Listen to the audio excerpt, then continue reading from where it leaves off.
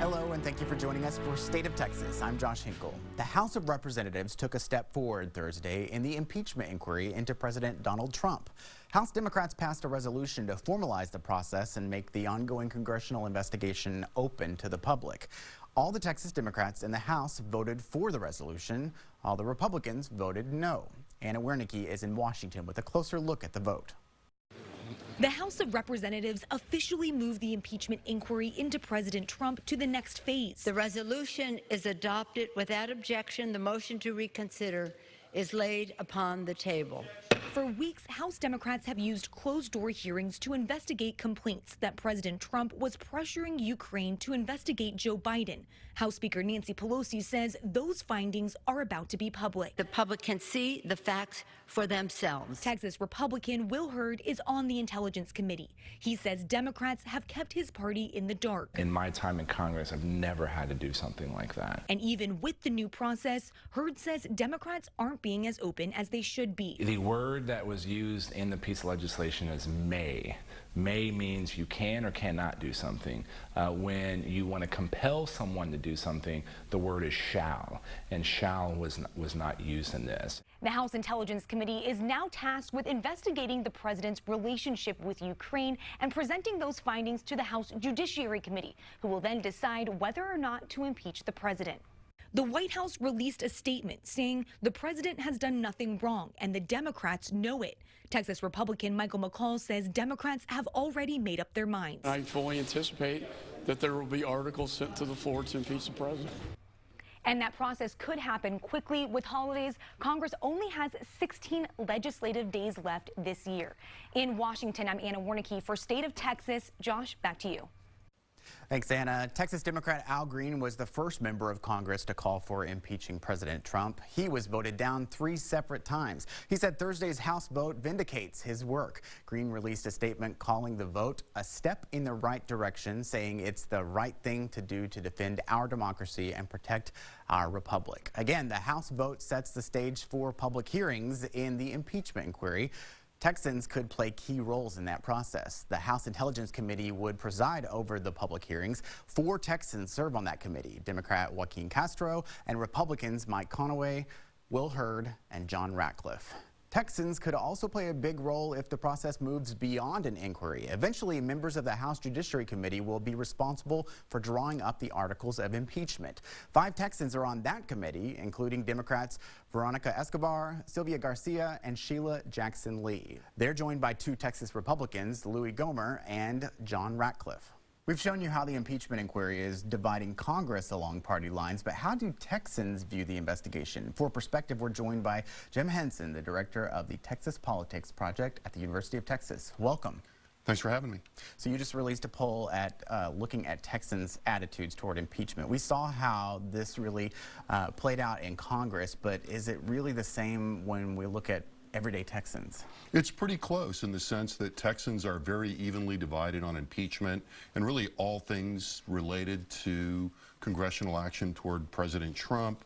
There was support, but narrow support. 46 supported, 42 opposed Congress moving forward on impeachment. But that gets even closer when you actually ask about removal from office. One-sided support on both sides. Support a little bit softer among Republicans, but not very much. Yeah, what about independent voters? I mean, we can kind of understand the Republican and Democrat thing, but how is this really playing out among independent voters, and do they really have much of a stake in this conversation? Well, those are 2 interesting questions. Answer the second question first in a way, in that I think for a long time, and you and I have probably had some of these discussions over the years, independence in a one-party state like Texas didn't matter very much. Now as things get more competitive, they matter more. We're looking at them more, and they're very interesting on impeachment. So independents are fairly evenly divided. There's about a 10% more, about 14% more independents support the impeachment proceedings than oppose it. But there's about a quarter, no matter who you ask, that don't have an opinion yet. So independents, like everywhere else, are going to be kind of hard fought on this, and they haven't made up their mind. As a group, they tend to be less attentive to politics, a little more sensitive, I think, to what's going on in the ether. So, you know, they'll be following the coverage, and that puts the onus on the Democrats and the president to make the case to independence. Is there a split between men and women when it comes to this issue? Yeah, we see the split between men and women that we commonly see here. Women are more likely to have Democratic Party identification. So when you ask about impeachment, women favor the impeachment proceedings by about 10 percentage points more than men as a group. What do people say? I mean, you kind of referenced it earlier about do the president's actions merit removal from office? I mean, what do those numbers really tell you if you're analyzing that?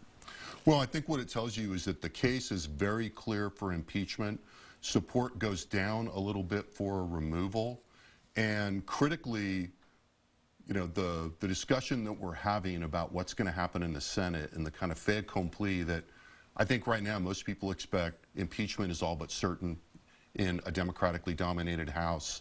As of now, there aren't the votes to convict the president based on what it looks like now because the Republicans are the majority there. So I think the linchpin here is twofold. Looking for a shift in Republican public opinion that has not happened at the voter level yet, and seeing where those independents are going to go. Those are the two things to watch. Because when we're talking about removal from office, it's less than 44% people believe that he should be removed from office. Right, that's correct. And again, there's intense partisan structure there. You know, about 80% of Democrats think he should be removed. About 80% of Republicans think he should not. Until those Republican numbers change, I think it's going to be hard, and that's very similar to what we're seeing nationally, it's going to be very hard to see a lot of Republicans in the Senate shifting. Any surprises in this poll? You know, I think the degree of division among independents in Texas is the most interesting thing and was a little surprising. I mean, true independents, people that are really not aligned with either party, make up between 9 and 11% of the electorate, depending on timing in the poll. We expect those independents to lean towards a more conservative Republican position. The fact that independents are not leaning that way in the impeachment and removal discussion is a very interesting sign, and it's a sign of some of the underlying changes we're seeing in the state. Good perspective. Jim, thank you very much. Appreciate being here, Josh. Thanks.